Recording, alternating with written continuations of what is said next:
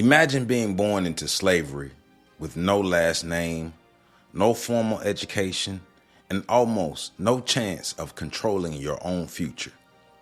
Now, imagine rising from those circumstances to become one of the most influential black leaders in American history. That is the remarkable story of Booker T. Washington.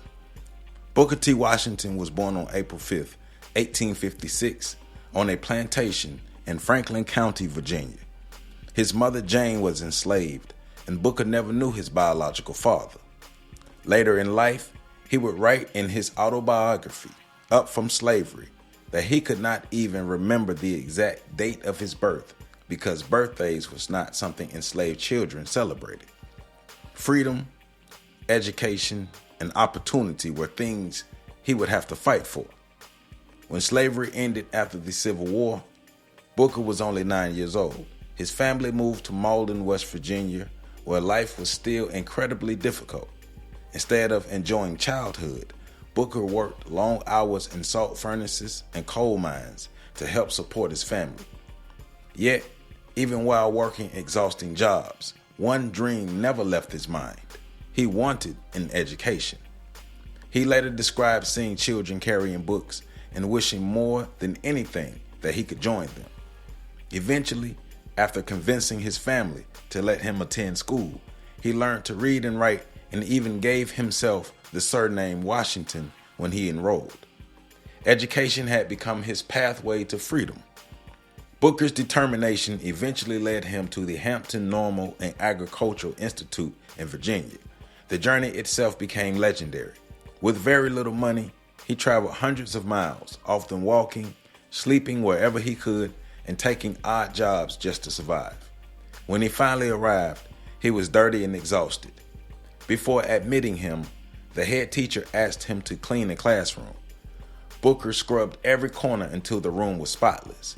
His work ethic impressed the teacher so much that she admitted him on the spot.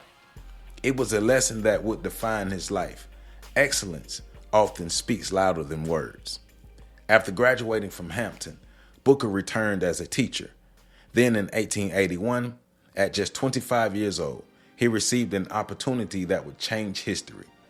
He was asked to lead a brand new school for African Americans in Tuskegee, Alabama. There was only one problem, though. The school had no campus, no building, and almost no resources. Most people would have seen failure before they even started. Booker T. Washington, he saw possibility. He and his students literally built Tuskegee with their own hands. They made bricks, constructed classrooms, raised crops, and developed workshops where students learned practical trades alongside academic subjects. Washington believed education should prepare people not only to earn a living, but also to build communities, businesses, and institutions. Under his leadership, Tuskegee grew from a small experiment to one of the nation's most respected black educational institutions, eventually spanning thousands of acres with dozens of buildings serving thousands of students. Booker T. Washington's influence soon extended far beyond Alabama.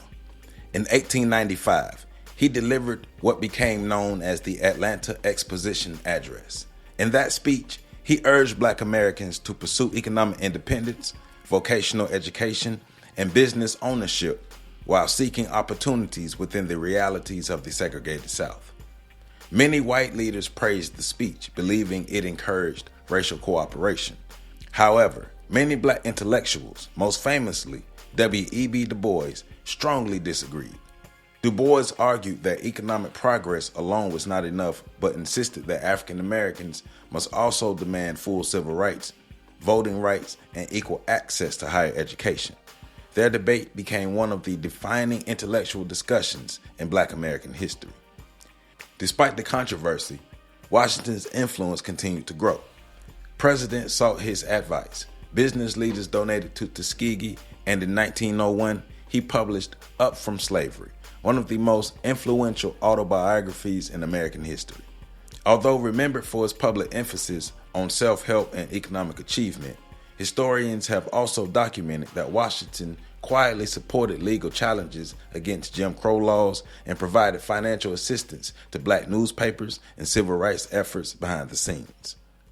Booker T. Washington died on November 14, 1915, but his legacy continues to shape American education. Tuskegee University still stands as living proof of what one determined man and thousands of committed students could accomplish together. Whether people agree with all of his philosophy or not, Booker T. Washington demonstrated an extraordinary truth. Institutions matter. He believed that lasting programs require education, discipline, economic strength, skilled craftsmanship, and ownership. From a child born into slavery to the founder of one of America's greatest historically black universities, his life remains one of the most powerful examples of perseverance, leadership, and vision in American history. His story reminds us that while freedom may open a door, education, character, and hard work help determine what we build once we walk through that open door. To the great Booker T. Washington, we proudly stand on your shoulders. For more information, please visit my website at www.ontheshoulders1.com. There, you can support my OTSOG book series. You can also support me on Patreon at patreon.com/OTSOG. You can hit the super like button. You can join this channel as a member, and you can also purchase yourself some merchandise to support as well. I love you all, and make sure you catch the next video coming up.